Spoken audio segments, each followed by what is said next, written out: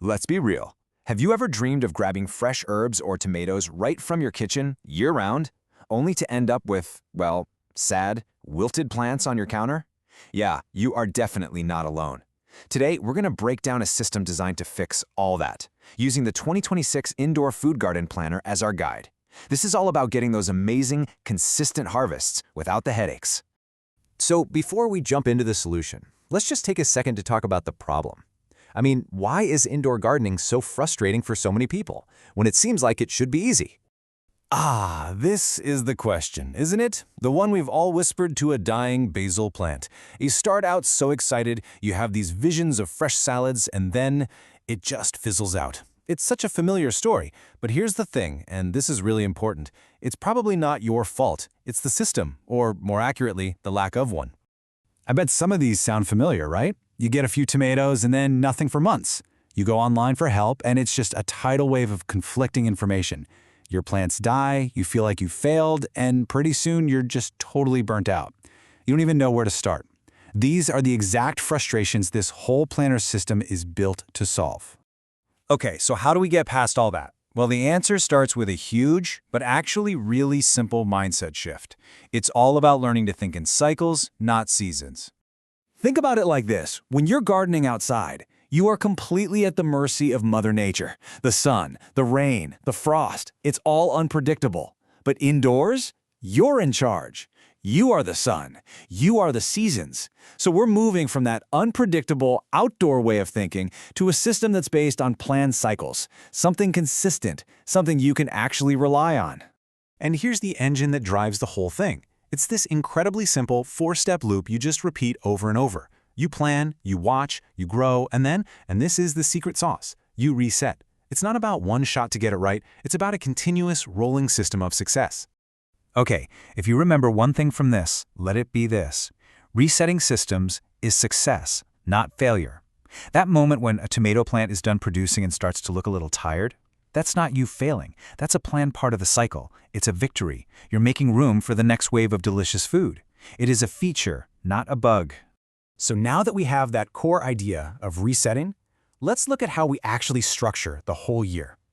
It's a beautifully simple setup called the two-cycle framework. Just picture your garden in 3 layers. The base layer is your greens and herbs, lettuce, basil, that kind of stuff. That's your always-on system, constantly giving you something. Then in the middle, you've got your big ticket items, your fruiting plants, and they're run on 2 big 6-month cycles. And then you've got this optional top layer of super fast microgreens for a quick boost anytime you want. And for those main crops, this is basically what the year looks like. It's split right in half. From January to June, you might run cycle A with, say, tomatoes and some sweet peppers. Then you do that all-important reset and kick off cycle B from July to December with maybe some hot peppers and eggplants. The whole point is to avoid having everything die off at the exact same time. Now you might be asking, okay, but if a cycle ends, won't I have a big gap with no food? Excellent question. The answer is a little technique called staggered plantings. Instead of starting 5 tomato plants on the same day, you start one now, another in 3 weeks, and so on.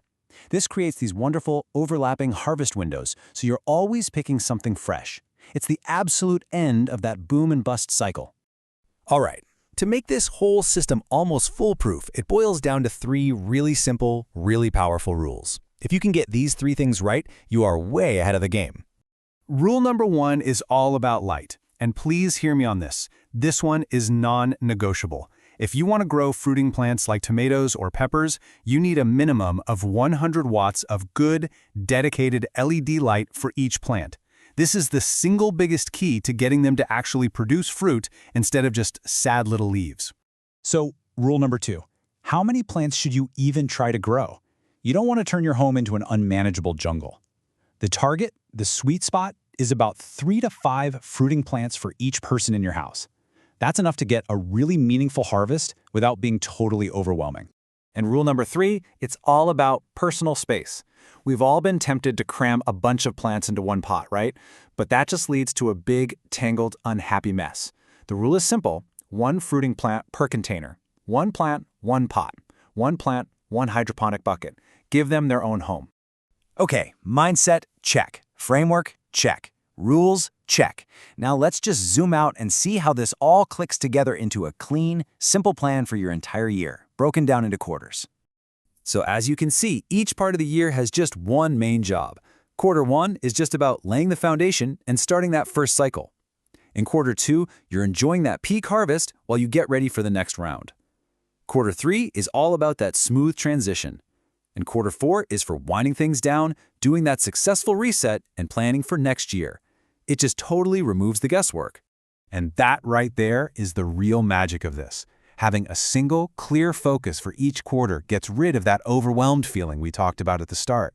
It's what turns indoor gardening from a frustrating struggle into a really fun, sustainable hobby that just works year in and year out. So a system like this completely changes the conversation you have with yourself.